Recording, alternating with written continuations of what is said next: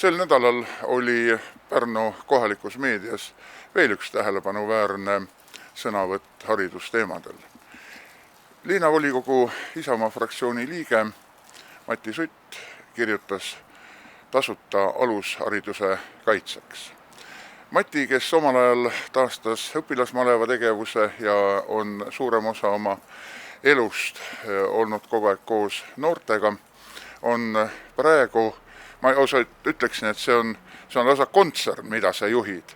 Et ühest küljest on seal Jõõpre põhikool, aga mis seal veel on? Jaa, et tervitus ja tõepoolest ja väljendkontsern, nii ta võibki öelda, see on Jõõpre põhikool, 1.–9. klass ja sinna juurde kuuluvad 3 lasteaeda, Jõõpre kooli Jõõpre lasteaed, Lavassaare lasteaed, Aruvälja lasteaed.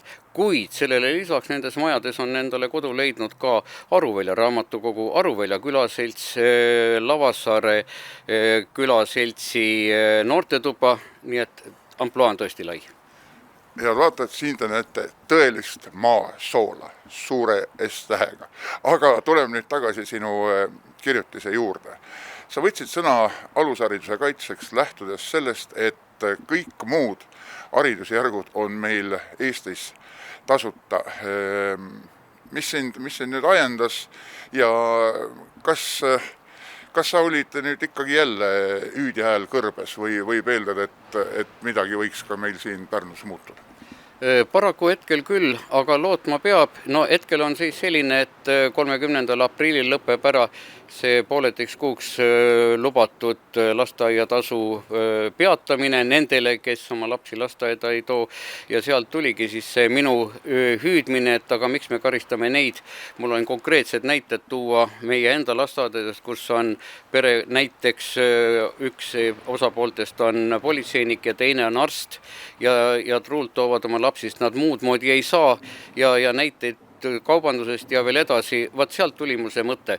Ja võib-olla alustuseks siiski selle teema juurde see, et ma olen läbi aegade kinni ühes mõttes ja see on ühte lausesse paika pandud, see on maa toidab linna leiva ja lastega.